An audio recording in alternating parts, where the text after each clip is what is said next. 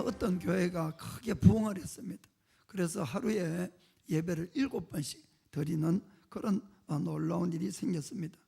어느 주일날 7부 예배를 마치고 목사님은 완전히 파김치가 되어서 집으로 돌아갔습니다. 그 집에 소파에 앉으려고 하는데 갑자기 사모님이 피곤해 하면서 소파에 들어 누워버렸습니다. 좀 화가 난 목사님이 아니 여보 이거는 아니지 않아? 나는 하루에 7번씩 지금 설교하고 이렇게 피곤한데 또 날 들어 서 있으라 이 말이야? 그러자 사모님이 대답했습니다. 여보, 하루 종일 똑같은 설교를 7번이나 들은 나를 좀 생각해 주세요. 얼마나 피곤했는지. 죄송합니다. 자, 이번에 셀리 가족을 이제 편성을 하는데 여러분들한테 연락이 많이 오고 날 좀 그 셀에서 빼주고 저쪽으로 하고 이런 이야기들을 좀 들었습니다.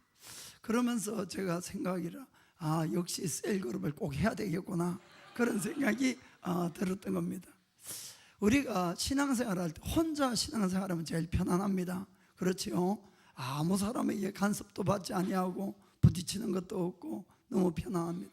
그러나 정말로 나를 깨뜨리고 성장하기 위해서는 꼭 공동생활을 해야 됩니다. 모여야지 그때부터 이제 머리가 깨지기 시작하죠. 그러나 그것이 바로 나의 성장으로 연결된다는 것을 아셔야 됩니다. 우리 교회는 그냥 막 부흥하는 교회를 원하는 것이 아니라 건강한 교회를 우리 교회는 지금 지향하고 있습니다. 그것은 한 성도 한 성도가 영적으로 성장을 해야만이 건강한 교회가 되죠.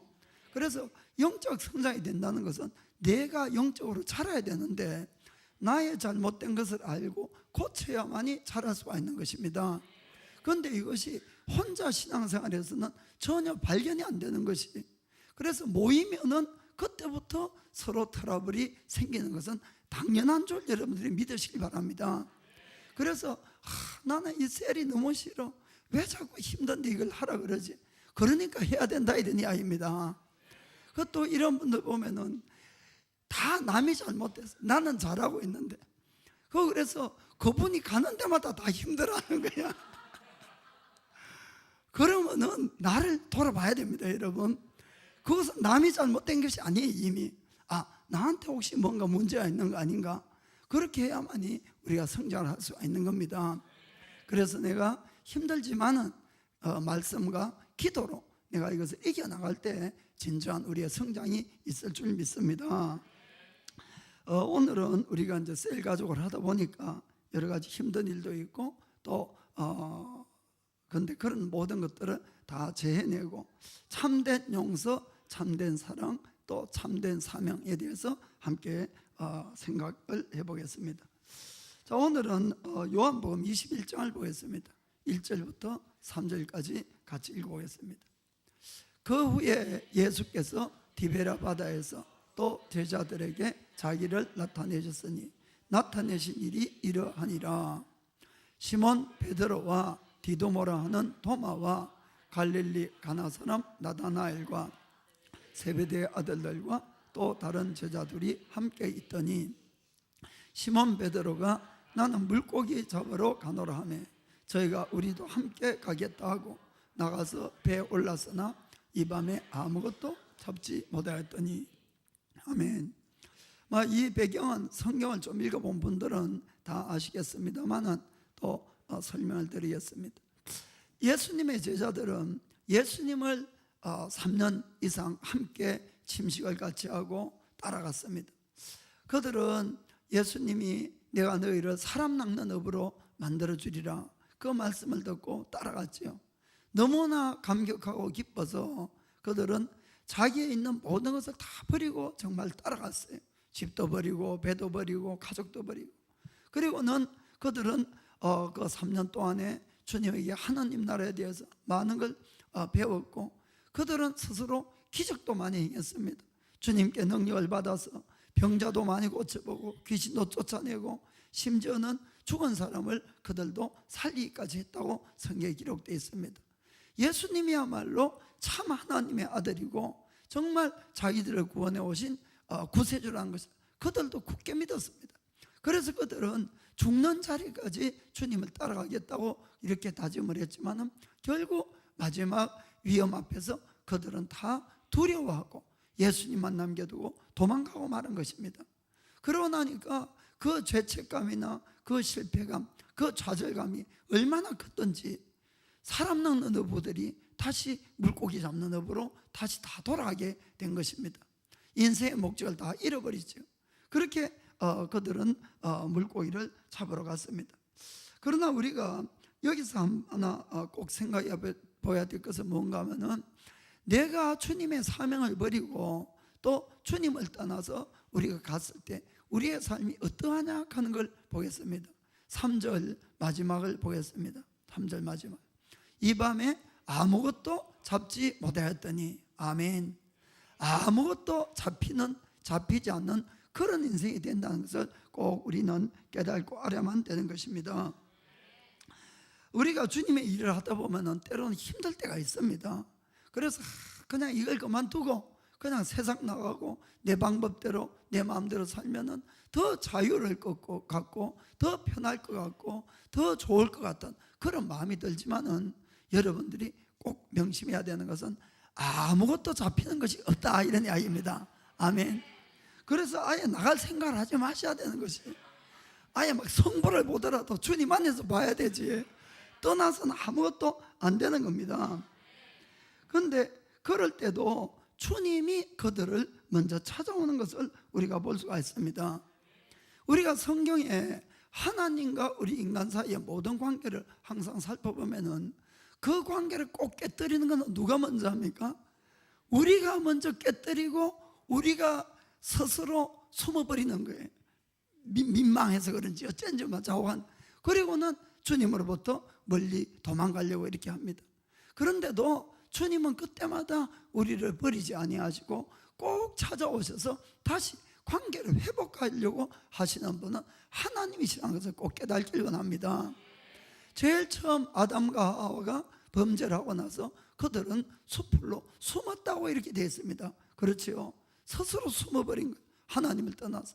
그때도 주님이 먼저 아담아 네가 어디 있느냐, 주님이 아담을 부르시고 찾아온 것을 볼 수가 있는 겁니다.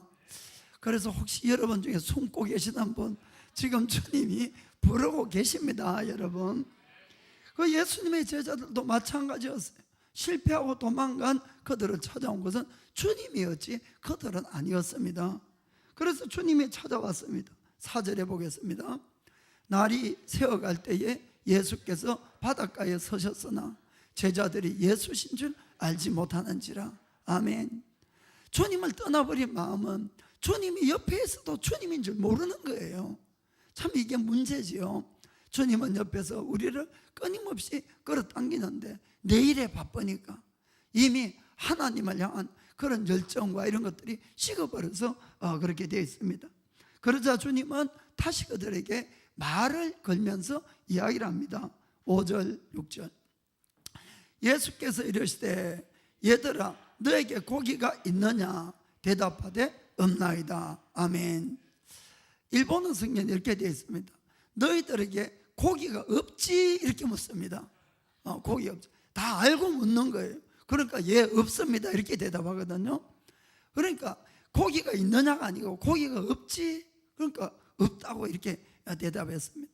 그래서 주님이 또 말씀을 하십니다. 6절에 이 가라사대 그물을 배 오른편에 던지라 그리하면 얻으리라 하신대 이에 던졌더니 고기가 많아 그물을 들 수가 없더라. 아멘. 주님이 여러분들에게 말씀을 걸고 명령을 하면 순종하시기 바랍니다. 그러면 여러분의 인생이 또 반전되고 또 바뀐다는 걸 볼 수가 있습니다. 밤새워서 물고기를 잡아도 없던 그 물고기가 주님의 말씀에 순종을 하니까 얼마나 많이 고기가 잡혔든지 그물을 끌어올릴 수 없을 정도로 많이 잡혔다는 걸 우리가 볼 수가 있는 것입니다. 주님은 늘 우리 위해서 모든 걸 항상 준비해 놓으시고 부르시는 것이에요. 그런데 우리는 그 주님의 부르심을 언제나 나를 속박하는 것 같고 자유를 뺏는 것 같고 그런 좀 착각을 이렇게 하고 사는데 그것이 아니라는 것입니다. 그 구절을 보면은 이런 구절이 있습니다. 그 제자들이 나중에 육지에 올라보니 숯불이 있는데 그 위에 생선이 놓였고 떡도 있더라. 아멘. 그들이 밤새도록 일을 했으니까 얼마나 배가 고프겠습니까? 주님 이미 다 아시고 숯불에다가 생선도 굽고 떡도 다 이렇게 구워놓고 계셨다 이렇게 되어 있습니다. 이 물고기는 그 제자들이 잡은 게 아닙니다. 예수님이 준비해 놓으신 게 따로 준비해 놓으신. 그래서 주님 안에 모든 이 소나의 한국말로 뭐라 그러나 준비가 다 되어 있는 걸 꼭 믿으시길 바랍니다. 사랑하는 성도 여러분, 지금 신앙생활 하면서 피곤한 분 계십니까? 힘드신 분 계십니까? 아이고 이제 그만둬야지, 셀리 다 내려놔야지 이런 분들 계십니까? 또 셀 안에서 트러블이 있고 상처받고 이런 분들은 오늘 이 말씀을 통해서 다시 회복되기를 주의 이름으로 축복합니다. 자, 먼저 오늘 첫 번째 생각할 것은 참된 용서입니다. 참된 용서. 참된 용서는 뭐가 참된 용서냐? 상대방의 죄나 상대방의 잘못을 정말로 용서하는 건데, 용서했으면은 두 번 다시 말을 꺼내지 않는 겁니다. 두 번 다시. 근데 이게 좀 어렵습니다. 사실 말은 쉬워요. 말은 그 용서하고 안 꺼내지. 그 용서했어. 그런데 우리가 인간인지라 감정이 항상 앞서거든요. 그래서 그 사람이 뭔가 잘못을 했으면은 옛날 잘못이나 이런 거 전혀 관계도 없는데 이번 것은 아주 작은데도 불구하고 옛날 기억이 나오는 거예요. 그 상처가 확 이 물밀듯 올라오면은 아무 상관없었던 지금과는 전혀 상관없지만은 막 옛날에 있던 모든 죄를 또 꼬치꼬치 다 끄집어 올려서 그리고는 막 이 공격을 해야 되고 퍼붓고 이렇게 되죠. 그렇게 되면은 서로 또 많은 상처를 가지게 되는 겁니다. 좀 아물났는가 싶으면은 또 터지고 또 터지고 이렇게 해서 거듭거듭 서로 아픔을 경험하게 되는 것입니다. 예수님을 한번 생각해 보면은 사실 예수님이야말로 큰 상처를 입었어요. 그 제자들을 위해서 3년 동안을 함께 지내면서 예수님의 모든 걸 이 제자들에게 다 투자를 한 겁니다. 그렇죠? 우리가 잘 알아야 될 것은 예수님이 물론 이 땅에 오셔서 가장 큰 일은 십자가의 죽으심이지만은, 그러나 주님의 복음을 전하기 위해서 훈련시켜 놓은 제자는 바로 그 12명이 있다는 것입니다. 그게 정말 중요한 것이에요. 그래서 그들이 복음을 전해서 오늘날 우리도 구원을 받았다는 겁니다. 그 제자들에게 모든 열정을 퍼붓고 다 퍼부었는데, 그리고 그들은 아까 말씀드렸듯이 수많은 기적을 체험을 하고 정말 이분이야말로 하나님의 아들이고 또 구세주임이 믿어졌습니다. 그리고 죽는 데까지 따라가겠다고 그렇게 자기들도 결심을 했지만은 결론적으로는 다 주님을 버리고 도망가고 말았다는 것입니다. 예수님을 볼 때는 얼마나 괘씸하겠냐는 것이에요. 예수님이야말로 큰 상처를 입었지요. 그 말을 표현해서 제자들을 다시 만나서 좀 따질 것 같으면 막 밤새워서 이야기를 해도 이게 다 안 풀릴 정도로 그런 건데, 예수님은 거기에 대해서 한 말씀도 하지 않는 겁니다. 그들이 회개했는 걸 알고 계시기 때문에. 아멘. 특별히 그 베드로를 보면은, 베드로는 주님이 잡히는데 도망갔다가 따라갔지요. 멀찌감치고 또 성경에 멀찌감치 따라갔다 그래요. 가까이 따라가야 되는데 멀리 따라가면 안 됩니다, 여러분. 멀찌감치 따라가서 고문을 받고 하니까 또 너도 같은 일행이지 하니까 두려워가지고 예수님을 부인하기 시작합니다. 3번이나 부인을 하죠. 주님 바로 앞에서. 3번째는 막 저주를 하면서 부인했다고 이렇게 되어 있습니다. 그 3번 저주가 딱 그 부인이 끝나니까 예수님이 베드로 딱 봤어요. 눈길이 딱 마주쳤습니다. 베드로가 얼마나 부끄러웠겠습니까? 그때 예수님이 속으로 그러셨는지 모르겠어요. 야, 베드로 이건 아니잖아. 정말 이 예수님이 상처로 따질 것도 얼마나 많았겠습니까? 그런데 이 제자들을 찾아온 예수님은 거기에 대해서 말씀을 하지 아니하고 오히려 회복시키는 모습을 볼 수가 있습니다. 그래서 우리가 상대방을 진정으로 용서를 했다면 그 부분에 대해서는 두 번 다시 꺼내시면 안 됩니다. 이 법정에도 가면은 그래요. 일사부재리의 원칙 하나 있습니다. 막 알아듣는 사람은 알아듣고 그래서 성경이 이렇게 이야기합니다. 잠언 17장 9절에 보면은 허물을 덮어주는 자는 사랑을 구하는 자요 그것을 거듭 마르는 자는 친한 벗을 이간하는 자니라. 아멘. 그래서 내가 그 상대방의 허물을 덮어주는 자냐 거듭 이야기하는 자냐 결국 무엇을 구하는가 하는 걸 이야기하고 있는 것입니다. 물론 참된 용서에는 반드시 전제 조건이 있습니다. 그것은 참된 회개가 있어야만이 용서할 수 있는 겁니다. 하나님도 우리가 회개하니까 용서를 하시는 것이지 죄를 지은 것을 그냥 덮어주고 그냥 용서하는 건 아닙니다. 그래서 성경도 분명히 누가복음 17장 3절에 이렇게 말씀합니다. 너희는 스스로 조심하라. 만일 너희의 형제가 죄를 범하거든 경계하고 회개하거든 용서하라. 아멘. 그래서 무조건 용서가 아니고 회개를 하면은 용서하라는 겁니다. 죄를 짓거나 죄를 지어 있는 상태에 있을 때는 그때는 경계하라고 오히려 이렇게 말씀하고 있는 것입니다. 이 베드로의 경우는 예수님을 부인한 후에 어떠한 모습을 보였는지 보겠습니다. 누가복음 22장 61절 62절입니다. 주께서 돌이켜 베드로를 보시니 베드로가 주의 말씀 곧 오늘 닭 울기 전에 내가 3번 나를 부인하리라 하심이 생각나서 62절에 밖에 나가서 심히 통곡하니라. 아멘. 눈길이 딱 마주쳤을 때 베드로가 주님이 미리 예언한 말씀이 생각이 난 것이 오늘 이 밤에 네가 닭이 2번 울기 전에 3번이나 나를 부인하리라 이렇게 말씀했거든요. 정말 눈길이 딱 마주쳤는데 자기가 3번이나 예수님을 부인한 겁니다. 얼마나 마음이 질렸던지 밖에 나가서 심하게 통곡을 했다 이렇게 성경 기록하고 있습니다. 그리고 베드로가 그 다음에 예수님을 만났을 때 그 모습들을 보면은 베드로가 정말 미안하고 회개했다는 것이 여실하게 나타납니다. 베드로가 주님을 만났을 때 어쩔 줄을 모르는 거예요.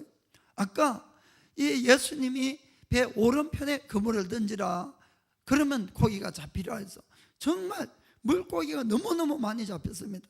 그때에 7절에 이렇게 표현이 되어 있습니다. 예수의 사랑하시는 그 제자가 베드로에게 이르되 주시라 하니 시몬 베드로가 벗고 있다가 주라 하는 말을 듣고 그 옷을 두른 후에 바다로 뛰어내리더라. 아멘. 이 구절을 잘 읽어보면 베드로 행동이 조금 이상합니다. 그렇죠. 일반적으로 물에 뛰어들어가려면 옷을 벗습니까 입습니까?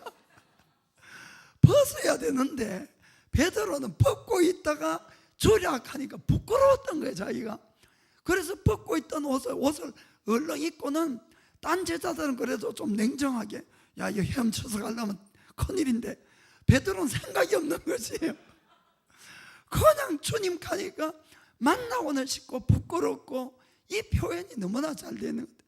옷을 주입고는 그대로만 물에 뛰어드는 그 주님 만나려고 이 표현이 있는 것입니다. 그 뒤에 예수님이 또 이 물고기 이제 고기하고 이렇게 구워놓고는 제자들에게 10절에 이렇게 이야기를 합니다. 예수께서 가라사대 지금 잡은 생선을 좀 가져오라 하신대 또 누가 나섭니까? 11절에 시몬 베드로가 올라가서 그물을 육지에 끌어올리니 가득히 찬 큰 고기가 153마리라 이같이 많으나 그물이 찢어지지 아니하였더라. 아멘. 베드로가 막 뛰어가서 또 그물 끌어올리고 물고기를 가져온 겁니다. 주님에게 뭔가 조금이라도 잘 보이고 싶어가지고 너무 미안하니까 그 모습이 아주 여실히 나타납니다. 여러분 153이라는 숫자 어디서 본 적 없습니까? 모나비 볼펜에 보면 153 적혀 있어요. 지금도 적혀 있는지 모르겠습니다만 여기서 따왔어요. 그리고 한국이 그 모나미 볼펜 회사도 제일 유명하죠. 그 자원 이 베드로가 그렇게 한 겁니다. 그래서 베드로는 정말로 회개한 것이, 그러니까 주님도 그를 온전히 용서하고 두 번 다시 그 이야기를 꺼내지 않는 걸 볼 수가 있습니다. 우리가 잘못했으면 용서를 빌어야 됩니다. 그리고 회개해야 됩니다. 그리고 회개했다면 두 번 다시 그 이야기를 꺼내지 말도록 정말 마음으로 용서하기를 주의 이름으로 축복합니다. 두 번째는 이 신앙생활의 비결은 언제나 하나님의 은혜입니다. 하나님의 은혜. 베드로는 예수님의 첫 번째 제자들이었어요. 정말. 그런데 그는 아주 나서기를 좋아합니다. 뭐든지. 그리고 자기를 이렇게 자랑하고 이런 걸 아주 좋아하죠. 어느 날 예수님이 오병이어의 기적을 일으켰을 때인데, 그 이후에 산으로 기도하러 가시고 제자들만 이제 이 배에 올라탔습니다. 한밤중에 예수님이 무리를 걸어서 배로 왔어요. 너무나 놀랐죠. 유령이다 이러고 막 놀라서 하니까 예수님이 내려라, 조용해라 이렇게 하니까 예수님인 걸 알고 안심을 했습니다. 그런데 다른 제자들은 가만히 있는데 이 베드로가 아주 기발한 또 생각을 해내는 거예요. 예수님이시라면 저도 좀 무리로 걷게 해달라고 그 부탁을 하는 겁니다.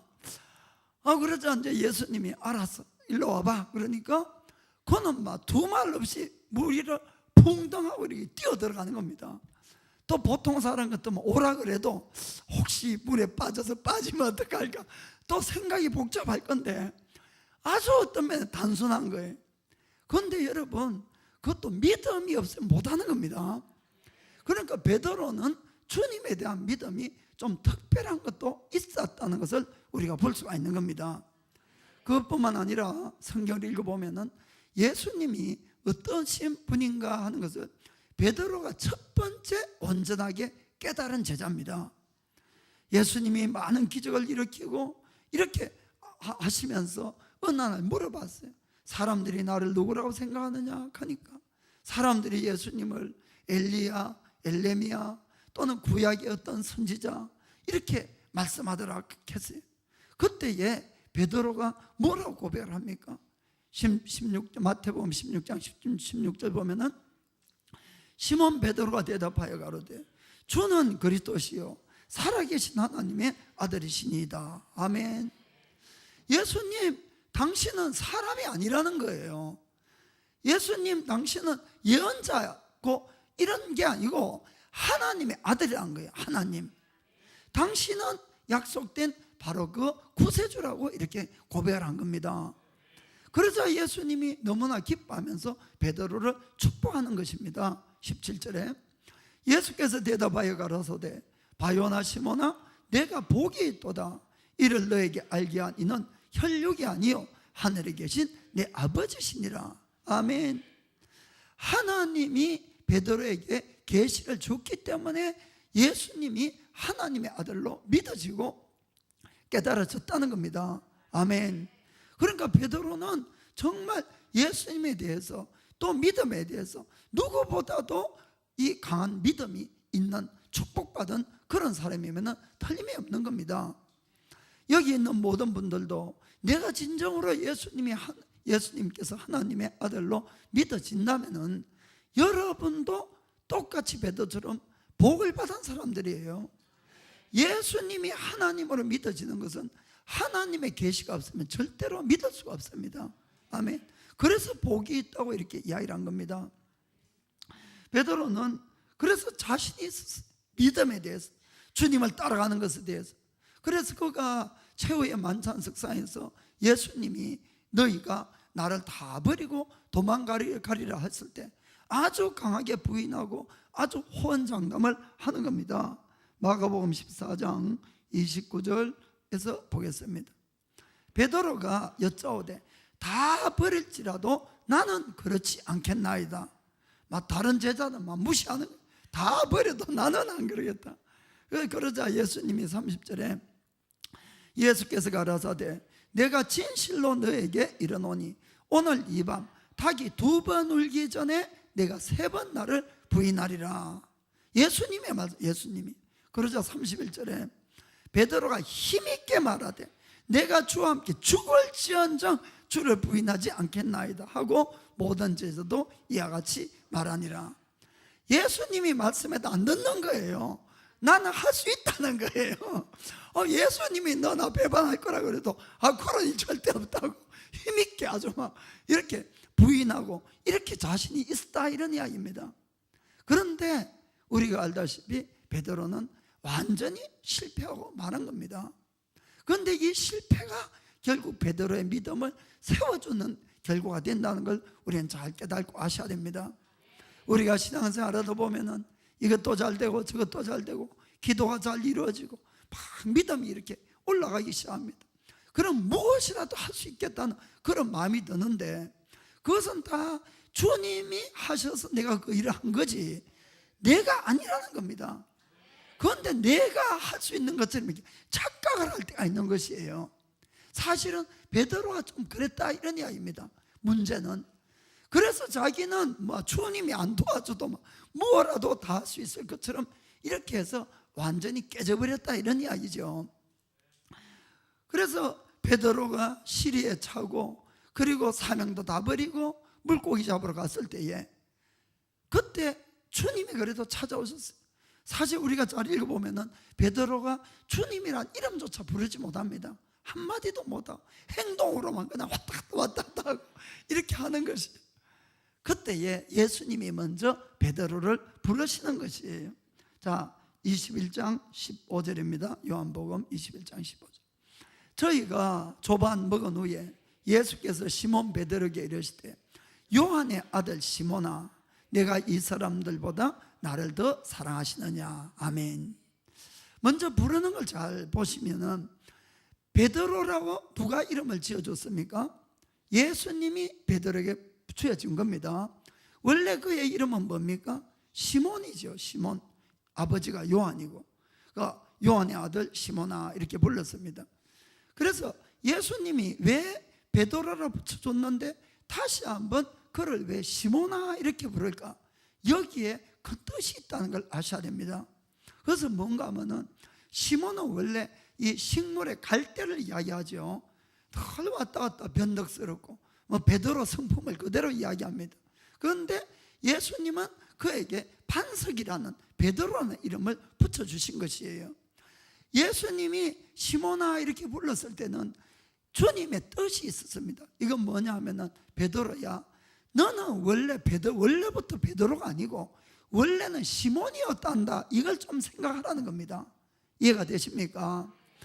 네가 베드로가 될 수 있을 때는 딱 하나, 나 예수 위에 섰을 때만 너는 반석이지 네가 떨어져서 혼자 행동할 때는 너는 언제나 시몬일 수밖에 없어, 그 뜻입니다. 이해가 되십니까? 우리 사실 모두 다 그런 것이에요. 우리가 잘 되는 것 같고 기도해서 응답이 받는 것 때도 주님 위에 내가 있기 때문에 응답을 받는 것이지 내 힘으로 모든 걸 하는 것은 아니란 것입니다. 그걸 착각을 해버리니까 베드로는 주님이 부인하겠다 그래도 절대로 나 죽을 때까지 따라간다 이렇게 된다, 이런 이야기죠. 그래서 주님은 다시 한번 베드로를 깨우쳐주는 겁니다. 내가 없는 너는 갈대에 불과해. 역시 시몬일 수밖에 없어. 이걸 잘 깨달으라. 이것이 첫째 이유입니다. 그래서 그를 부를 때에 베드로 이렇게 안 부르고 요한의 아들 시몬아라고 이렇게 불렀습니다. 아멘. 그리고 그 다음 구절을 또 보겠습니다. 너가 이 사람들보다 나를 더 사랑하느냐 했을 때 베드로가 주여 그러하이다. 내가 주를 사랑하는 줄 주께서 아시나이다 이렇게 이야기를 합니다. 옛날 같으면 그럼요 사랑하고 말고요 이걸로 딱 끝났을 거예요. 그런데 조금 겸손해졌어요. 주께서 아시나이다 이렇게 이제 겸손해졌습니다. 그리고 사실 이 내용을 잘 보면은 우리가 더 잘할 수가 있습니다. 원래 이 신약 성경은 대부분이 지금 그러니까 헬라말, 그 그리스말로 이렇게 적혀 있어요. 그리스말. 그래서 여기 보면은 사랑이라는 단어가 한국이나 뭐 일본이나 미국이나 아이라든지 사랑, 이 한 뜻밖에 없는데 이 헬라 말로는 사랑이라는 단어가 4가지 정도의 뜻이 있습니다. 그래서 제일 위의 사랑이 하나님의 사랑이 아가페 사랑, 아가페 사랑. 상대방의 행동이나 태도에 관계없이 무조건적으로 사랑하는 그 사랑, 하나님의 사랑이죠. 아가페 사랑. 그리고 부모의 사랑이 있습니다. 부모의 사랑. 그 다음에 친구적인 사랑이 있습니다. 우정. 이것은 이제 필레오라고 이렇게 표현을 합니다. 그래서 예수님이 베드로에게 묻는 사랑은 뭐냐면은 아가페의 사랑으로 묻습니다. 베드로야, 네가 나를 하나님의 사랑, 아가페의 사랑으로 나를 사랑하느냐? 이렇게 물은 것이. 그런데 베드로가 옛날 같으면 어떻게 대답하겠어요? 예, 그럼요. 하나님 사랑으로, 아가페 사랑으로 사랑하지요. 내 목숨도 내놓는데. 아마 이렇게 대답했을 것 같아요. 그런데 베드로가 실패한 것입니다. 실패. 그러니까 감히 자기나 아무리 생각해도 하나님의 사랑으로는 사랑을 못하는 것이, 하나님처럼은 사랑을 못하는 것이. 그래서 그 대답이 뭔가 합니다. 아닙니다. 나는 필레오의 사랑, 친구적인 사랑으로밖에 주님을 사랑할 수 없습니다. 이렇게 대답한 겁니다. 얼마나 겸손해졌는지 몰라요. 17, 16절, 15절, 16절 똑같은 그런 내용입니다. 2번이나. 그러자 16절에도 네가 나를 하나님의 사랑으로 사랑하느냐? 아닙니다, 주님. 저는 필레오 사랑으로밖에 사랑할 수 없습니다 했거든요. 그러자 17절에 다시 한번 읽어봅시다. 세 번째 가라사대 요한의 아들 시몬아, 내가 나를 사랑하느냐 하시니 주께서 세 번째 내가 나를 사랑하느냐 하심으로 베드로가 근심하여 가로되 주여 모든 것을 아시오매 내가 주를 사랑하는 줄을 주께서 아시나이다. 아멘. 세 번째는 주님이 또 말을 바꿉니다. 그래 베드로야, 그러면 네가 필레오 사랑으로 나를 사랑하느냐? 이렇게 물었던 것이, 이 질문에 베드로가 마음이 너무나 아팠던 것이, 자기도 자신 있게 하나님, 주님, 내가 당신을 아가페 사랑으로 사랑합니다 이렇게 대답하고 싶지만은 자기는 그것이 안 되는 것이. 그래서 주님, 마음이 아프지만은 그래요, 주님을 나는 필레오 사랑밖에 사랑하지 못합니다 이렇게 대답했던 겁니다. 아멘.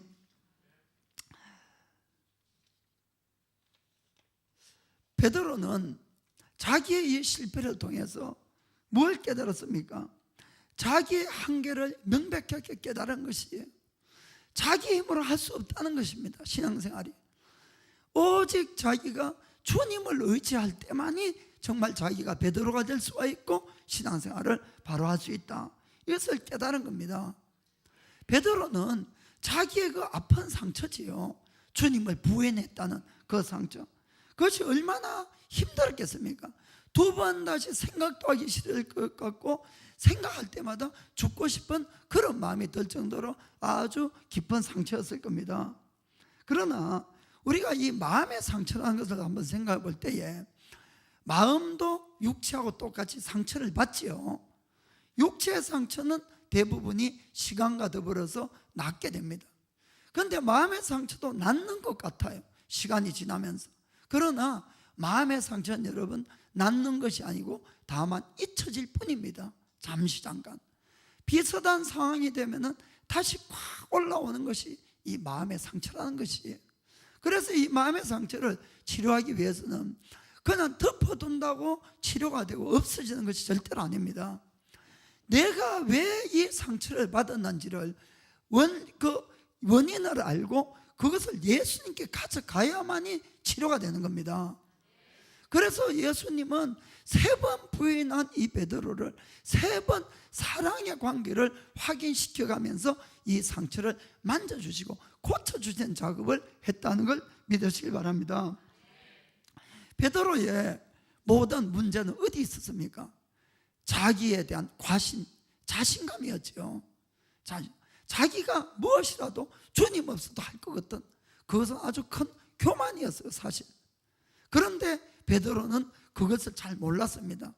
그러자 큰 실패를 하고 주님이 그걸 만지면서 베드로의 원래의 모습을 되찾아준 겁니다. 그것밖에 안 된다는 것, 역시 시몬에 불과하다는 것. 반석이 되기 위해서는 내가 시몬에 서는 것이 아니라 예수님 위에 서야만이 우리는 누구라도 반석이 된다는 걸 꼭 믿기를 바랍니다. 그래서 베드로가 인간의 한계를 깨닫고, 내 힘으로 하는 모든 것은 다 교만이었구나, 이걸 깨달은 것이에요. 그래서 나중에 베드로가 편지를 썼습니다. 베드로전서를 쓰면서 우리들에게 우리가 늘 하나님의 은혜 가운데서 살면서 신앙생활에 승리하는 비결이 바로 이겁니다 라고 기록한 글이 바로 베드로전서 5장 5절 6절에 있습니다. 같이 읽어봅시다. 젊은 자들아, 이와 같이 장로들에게 순복하고 다 서로 겸손으로 허리를 동이라. 하나님이 교만한 자를 대적하시되 겸손한 자들에게는 은혜를 주시느니라. 6절에 그러므로 하나님의 능하신 손 아래서 겸손하라. 때가 되면 너희를 높이시리라. 아멘. 정말 그렇습니다. 우리 인간은 절대로 하나님이 아닙니다. 하나님이 만든 피조물이고 늘 한계를 늘 가질 수밖에 없는 그런 인간임을 우리는 꼭 깨닫고 하셔야 됩니다. 그래서 매사에 매일같이 나를 의지하는 자가 아니라 하나님을 신뢰하고 하나님의 도움을 청하고 하나님께로 나아가는 자가 주님의 은혜로 신앙생활을 승리할 수 있는 것입니다. 꼭 그렇게 되기를 주의 이름으로 축복합니다. 자, 세 번째는 참된 사랑과 참된 용서는 사명을 회복합니다. 사명. 실패한 베드로 또는 제자들은 예수님도 사명도 다 버리고 그들은 물고기 잡으러 갔어요. 주님이 그들을 불른 사명은 사람을 낚는 어부입니다. 그런데 그걸 또 다 버리고 물고기 잡는 어부로 다 돌아가고 만 것입니다. 한마디로 인생의 목적을 잃어버리고 이 방황하게 되는 그런 삶이 된 것입니다. 그럴 때 주님이 또 찾아오셔서 그들을 회복시켜 줬지요. 뭘로서? 사랑의 관계를 회복시킴으로. 아멘. 우리가 하나님과의 이 관계 회복과 하나님으로부터 능력을 받는 것을 다른 것이 아닙니다. 하나님이 나를 얼마나 사랑하고 있는가를 깨달는 것과 내가 주님을 사랑하면 사랑할수록 내 속에 새로운 소망과 새 힘이 솟아나는 걸 믿으시기 바랍니다. 위에서 불을 받아가지고 막 기적을 해하고 그것이 능력이 아닙니다. 여러분, 내가 참된 하나님의 사랑을 깨닫게 되면은 정말 주님께 감사하고 감격해서 나를 드릴 수가 있는 것이, 주님에 대한 사랑이 커지면 커질수록 내가 더 강한 자가 되는 겁니다. 사실 이 세상에 사랑만큼 사람을 변화시키고 위대하게 만들고 능력자로 만드는 것은 없는 겁니다. 그래서 흔히 이런 말을 하지요. 여자는 약하지만은 어머니는 강하다. 아멘. 믿으십니까? 똑같은 어머니나 여자는 똑같은 여자인데 왜 똑같은 사람이 강해질 수가 있는가? 그것은 사랑하는 자녀가 생겼기 때문에. 아멘. 그 자녀를 사랑하는 그 마음이 어머니를 강하게 하는 것입니다. 그렇죠? 무엇이라도 하는 것이, 무엇이라도 자녀를 위해서는. 그것이 바로 사랑의 힘이라는 것을 꼭 믿기를 원합니다. 그래서 주님은 이 베드로와의 그 관계를 회복하는데 무엇을 물어봤습니까? 사랑에 대한 이야기를 쭉 나누었죠. 사랑을 회복시키는 것이, 그래야만이 내가 하나님이 우리를 얼마나 사랑하는를 깨닫고 또 내가 그 사랑에 보답하기 위해서 감사함으로 사랑하게 되면은 주님을 위해서 희생하고 주님을 위해서 살아가는 것이 결코 어렵지 않습니다. 오히려 주님이 기뻐할 거 생각하면은 내가 희생하는 것이 더 기뻐지는 그런 일이 있지 않습니까? 아멘. 그래서 이 베드로와의 그 사랑의 관계를 회복하고 주님이 말씀을 합니다. 자, 요한복음 21장 15절 마지막 보겠습니다. 가라사대 내 어린 양을 먹이라 하시고 16절 마지막에 가라사대 내 양을 치라 하시고 17절 마지막에 예수께서 가라사대 내 양을 먹이라. 아멘. 결국 다시 셀리다 내려놨는데 셀리다 다시 해라. 나 이제 상처받아서 도저히 힘들어서 못하겠다. 내려놨는데 야, 그 일 좀 다시 해줄래? 바로 그 이야기입니다. 아멘. 주님이 베드로 보고 그래 베드로 너 얼마나 수고했나? 얼마나 그동안에 힘들어서 그래 헤맸나? 그래 좀 쉬라. 그 말씀을 안 하는 겁니다. 회복되니까 그러면은 내 양 좀 쳐줄래? 아멘. 바로 그겁니다. 아멘. 우리 인간은 짧은 인생을 살아가면서 다 목적이 있어서 사는 겁니다. 편안하게 그냥 먹고 마시고 편한 삶을 살기 위해서 태어난 것이 아니고 하나님의 목적을 이루기 위해서 이 땅에 생명이 있는 줄 믿으시길 바랍니다. 회복되면 하셔야 되는 것이에요. 아멘.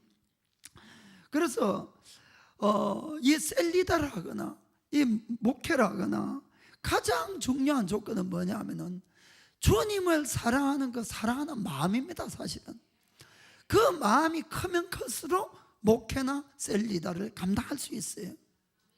사실 이 셀리다를 해보면 여러분이 아시지만은 별별 사람들을 다 만나는 겁니다. 목회도 마찬가지고 와, 저 사람만큼은 나 도저히 앞서 손발 다 되는 그런 사람도 있어요. 사실은 뭐 목사인 저도 그런데 뭐 어떻게 하겠습니까? 그런 사람을 이렇게 만나면은 너무나 힘든 것이에요.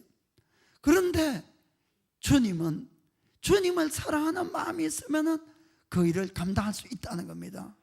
왜냐하면은 그 일을 시키신 분이 누굽니까? 목사님이 시켰습니까? 아닙니다, 여러분. 하나님이 주님이 여러분을 셀리다로 임명하신 것이에요. 이걸 믿으셔야 됩니다. 제가 목사 안수 받을 때 이제 목사님들이 여러 명 있고 총회장 목사님이 이제 머리 얹고 다른 목사님 손 얹고 그때 이제 이런 이야기를 하더라고요. 오늘 여러분 그때 이제 4명이 목사 안수를 같이 받았는데 임명하는 것은 우리가 임명하지만은 그러나 여러분을 임명하시는 분은 예수님이 여러분을 목사로 임명하는 겁니다. 절대로 사람이 임명한 것이 아니기 때문에 여러분들이 그것을 꼭 믿고 여러분들이 있는 힘을 다하셔야 됩니다. 그 말씀을 하셨어요. 그 사람이 했다고 생각하면은 사람 원망할 수도 있지요. 왜 나를 임명을 해가지고 왜 나를 등을 떠밀려가지고 이렇게 힘들게 하냐고. 그러나 주님이 그 일을 시킨 겁니다. 그리고 우리가 그 치는 양, 그 사람은 도저히 나 감당이 안 돼. 그런데 그 사람은 내 양이 아니라 누구 양입니까? 예수님 양인 거예요. 그러니까 우리가 끝까지 참아야 된다는 겁니다. 아멘. 끝까지 돌봐야 되는 것이에요. 주님의 양이니까. 아멘. 그렇습니다. 제가 이 구절을 보면서 예수님이 내 양을 먹이라, 내 양을 치라, 내 양을 먹이라 이렇게 말씀을 하거든요. 너가 나를 사랑하면 전도하라 이 말씀을 안 하시고 먹이고 치고 그 이야기만 계속 하시는 것이에요. 그래서 제가 어느 날 궁금해서 처음에는 그런 이제 좀 묵상하려다 이런 결론을 내가 내렸어요. 아기를 자녀를 가지고 있는 어머니들은 알겠지만은 자녀를 낳는 것도 참 힘듭니다. 그렇죠? 그런데 자녀를 낳는 것이 힘듭니까? 자녀를 키우는 것이 힘듭니까? 키우는 것이 100번 힘든 거예요. 자녀를 낳는 것도 죽는 고통을 당합니다, 사실은. 그래서 해산의 고통 이런 표현을 하거든요. 그러나 그것은 한 번만에 끝나는 거예요, 어떤 면에서. 그런데 이 자녀를 키우는 것은 끝이 없네요. 이거는 해도 끝이 없어. 죽을 때까지 해도 자식 걱정하면서 죽는 게 부모잖아요. 그죠? 그러니까 이게 너무 힘들다는 거 주님도 잘 아시니까 그래 네가 나를 사랑하면은 내 양 좀 칠래? 네가 나를 사랑하면은 내 양 좀 먹일래? 그 말씀을 하셨다고 저는 생각이 듭니다. 그래서 여러분들이 리더를 하시는 분들 같이 협력해 가는 분들 힘든 거 저도 잘 알고 있어요. 저도 힘드니까. 그러나 제가 아는 것이 아니라 주님이 알고 계시다는 것을 꼭 깨닫기를 원합니다. 주님이 그 일을 부탁했다는 것을 꼭 믿기를 주의 이름으로 축복합니다. 그래서 우리가 사랑하게 되면 이길 수가 있어요. 우리가 사람을 사랑하더라도 그렇지요. 내가 정말 사랑하는 사람이 있으면 그 사람이 기뻐하는 일이라면 내가 어떠한 대가를 지불해도 힘들지 않습니다. 사실은 아멘이 없는 거 보니까 사랑한 적이 없는 모양이라. 정말 그렇습니다, 여러분. 정말 그 사람이 기뻐하면 나를 내줘도 안 아까워요. 그리고 그것이 힘들면 힘들수록 오히려 더 기쁠 때도 있는 겁니다. 그래서 주님을 사랑하는 것이 참 중요한 것이에요. 그러면 우리가 어떠한 것도 감당할 수 있는 겁니다. 예수님은 이 베드로를 회복시키시고 다시 사명을 주셨어요. 그리고는 그에 대해서 예언을 하십니다. 그 예언은 바로 베드로가 순교할 거라는 예언을 합니다. 21장 18절 19절 내가 진실로 진실로 너에게 이르노니 젊어서는 내가 스스로 띠띠고 원하는 곳으로 다녔거니와 늙어서는 너의 팔을 벌리리니 남이 너에게 띠를 띄우고 원치 아니한 곳으로 데려가리라. 19절에 이 말씀을 하시면 베드로가 어떠한 죽음으로 하나님께 영광을 돌릴 것을 가르치심이라. 이 말씀을 하시고 베드로에게 이르시되 나를 따르라 하시니. 아멘. 바로 베드로의 순교를 이야기하고 있습니다. 이 순교라는 것은 어떤 의미에서 예수님에 대한 최고의 사랑의 표현이다 이렇게 할 수도 있어요. 내 목숨까지도 그분을 위해서 드릴 수 있는 것 아니겠습니까? 그런데 순교는 사실 아무나 하는 건 아닌 것 같아요. 베드로 옛날에 그 베드로처럼 죽겠습니다 순교하겠습니다 해도 그날 돼봐야 알지. 아무도 모릅니다. 그거는 오히려 장담하지 않고 순교 나 못해 불안하고 떨리고 주님 그렇지만은 나 주님 위해서 순교할 수 있도록 도와주세요. 비록 두렵지만은 주님 끝까지 주님 부인하지 않고 인정하면서 당당하게 죽을 수 있게 해주세요. 이런 사람들이 순교할 수도 있을 것 같습니다.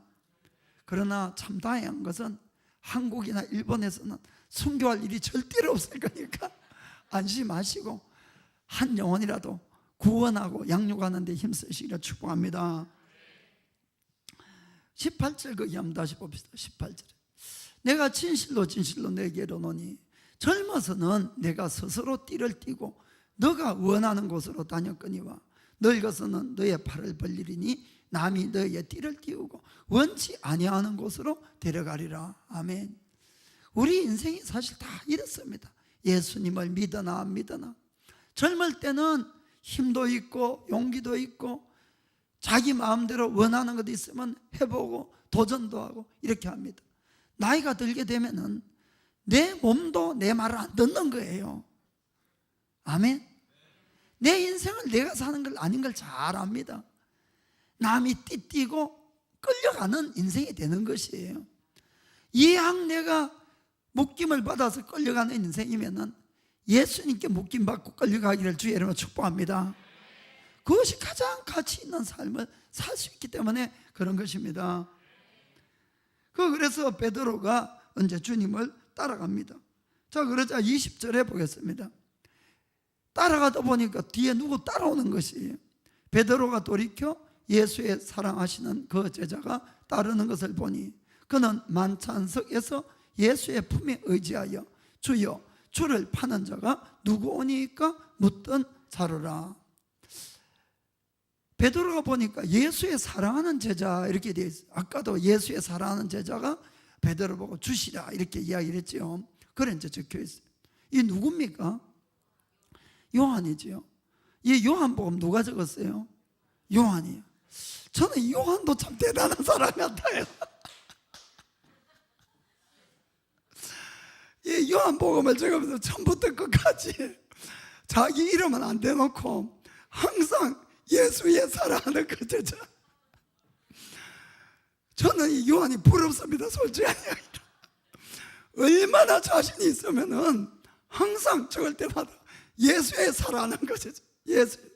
자기인데 사실 우리 같으면 부끄러워서라도 못 적겠는데 요한은 아주 당당하게 여기서 예수님에게 나보다 더 사랑받는 자 있으면 나와봐, 막 이런 그런 태도로 항상 그렇게 적는. 항상 우리는 좀 요한을 배워야 됩니다.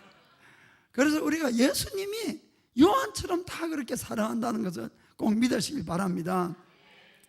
그래서 베드로가 요한이 뒤따라오니까 그게 좀 이제 신경이 딱 쓰이는 거예요. 그래서 21절에 묻습니다. 이에 베드로가 그를 보고 예수께 여짜오되 주여 이 사람은 어떻게 되겠습니까? 아니 베드로 전화 걱정하지. 아니 베드로가 옛날 또 이 가락이 또 딱 나오기 시작하는 게 인간적인 생각으로 비교의식이 딱 나오는 겁니다. 자기는 예수님에게 이제 순교할 거라는 걸 들었어요. 아 그래, 막 이제 순교 각오하고 따라갔습니다. 그런데 요한을 딱 보니까 아 저놈은 어떻게 되지? 딱 이런 마음이 이제 딱 들어가지고 이야기를 한 겁니다. 베드로가 예수님을 믿고 회복이 됐다고 해도 금방 천사가 된 것이 아니에요. 금방 성인이 된 것이 아니에요. 또 인간적인 모습이 이렇게 나타나는 겁니다. 저는 이런 구절을 읽을 때마다 왠지 은혜가 됩니다. 인간적인, 너무나 인간적인 베드로, 늘 실수가 많은 베드로. 우리가 참 사도 바울을 존경합니다. 정말 사도 바울을 존경 안 하는 분은 아무도 없어요. 그런데 바울은 너무나 완벽하기 때문에 존경은 하지만 참 친구하기는 좀 어려운 것 같아요. 그런데 베드로는 우리하고 너무나 비슷한 게 많아가지고 늘 친근감이 들고 실수 많이 하고, 그 베드로가 좋아하는 사람들이 참 많이 있더라고요. 그래서 베드로가 그렇게 이제 물었어요. 그러자 예수님이 대답을 합니다. 22절에 예수께서 가라사대 내가 올 때까지 그를 머물게 하고자 할지라도 너가 무슨 상관이냐?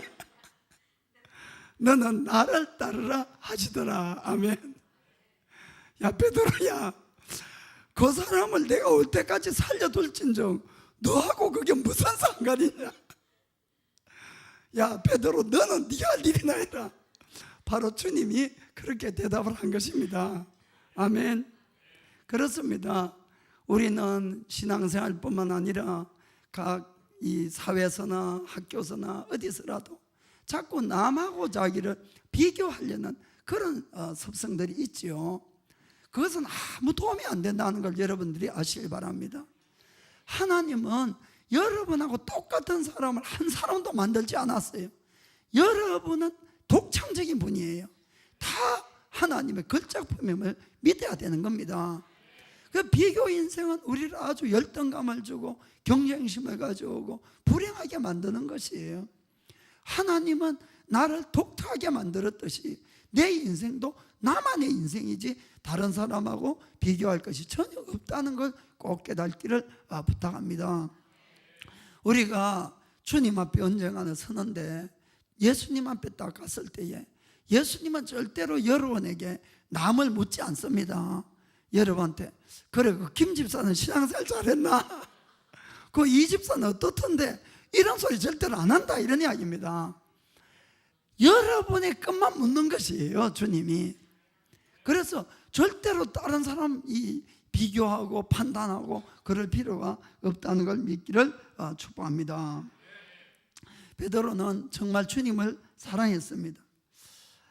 AD 65년도에 그때쯤 베드로는 로마에 있었어요. 로마의 총지도자로. 그래서 이 카톨릭의 초대 교황이 누구지요? 베드로예요, 베드로. 그래서 베드로가 그때 있었습니다.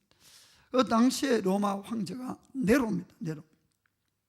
그는 크리스찬들을 박해하려고 로마에다가 불을 지르고 그 크리스찬들에게 책임을 떠넘기고 그날부터 막 크리스찬을 잡아들이고 아주 대박해를 시작을 했습니다. 십자가에 죽이고 사자밥으로 죽이고 불에 태워 죽이고 정말 그런 일들을 했어요. 그러자 이 크리스천에 대한 이 박해가 점점 아주 심해지자 이 성도들이 베드로가 피할 것을 이렇게 아주 강하게 권유를 합니다. 그때에 베드로가 아주 단호하게 거절을 해요.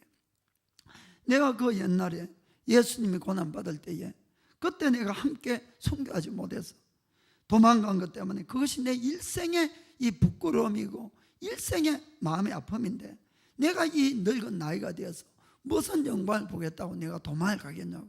그래서 아주 강력하게 거절했습니다. 그러자 이 성도들도 베드로를 또 아주 강력하게 도망가기를 권유합니다. 이 사도님, 절대로 베드로는 그것이 아니라고. 당신은 아직도 할 일이 너무나 많고 또 우리 10,000명보다도 당신의 생명이 더 귀하고 할 일이 많으니까 꼭 도망을 가셔야 된다. 막 이렇게 떠밀었어요. 그것도 베드로가 또 생각해 보니까 그럴 것 같거든요. 그래서 결국은 한밤중에 로마를 빠져나와서 그는 도망을 가기 시작합니다. 얼마를 도망을 가니까 날이 이제 밝아오기 시작했어요. 너무너무 피곤했어요. 그 길가에 앉아서 쉬고 있는데 저쪽에서 누가 한 사람이 걸어오고 있었어요. 막 로마 쪽으로 막 이렇게 왔어요. 그런데 자세히 보니까 예수님이었어요. 그런데 그 예수님이 베드로를 본체만 취하고 로마를 향해서 급하게 걸어왔습니다. 베드로가 너무 당황스러워서 벌떡 일어나서 외치기 시작합니다. 쿠오바디스 도미니, 쿠오바디스 도미니. 주여 어디로 가시나이까? 주여 어디로 가시나이까? 이렇게 외쳤습니다. 그러자 예수님이 멈춰서서 베드로를 바라보며 이야기를 합니다. 베드로야, 네가 나의 양떼를 버리고 또 네가 져야 될 십자가를 버리고 네가 도망을 가고 있으니 내가 너를 대신해서 다시 로마에 가서 십자가를 지려고 한다. 이렇게 말씀을 했습니다. 베드로가 그 자리에서 꽉 주저앉았어요. 얼마나 울면서 주님 나를 용서해 주세요. 주님 나를 용서해 주세요. 내가 또 인간적인 생각이 들어서 주님 주신 십자가를 버리고 도망가는 이 못난 자를 용서해 달라고 그렇게 외치고는 베드로가 로마로 돌아왔습니다. 그리고는 스스로 십자가형을 택해서 그 형을 집행하는 집행관에게 그렇게 부탁을 합니다. 나를 제발 거꾸로 매달아서 십자가에 거꾸로 매달아서 죽게 해달라고. 나는 예수님을 3번이나 배반한 그런 아주 못난 놈이기 때문에 십자가에 똑바로 달려서 죽을 그런 가치도 없는 그런 사람이라. 나를 제발 거꾸로 매달아서 십자가에서 죽게 해달라고. 그 정말 베드로는 거꾸로 십자가에 매달려서 순교를 하게 됩니다. 사랑하는 성도 여러분, 우리는 하나님의 놀라운 사랑을 입은 사람들입니다.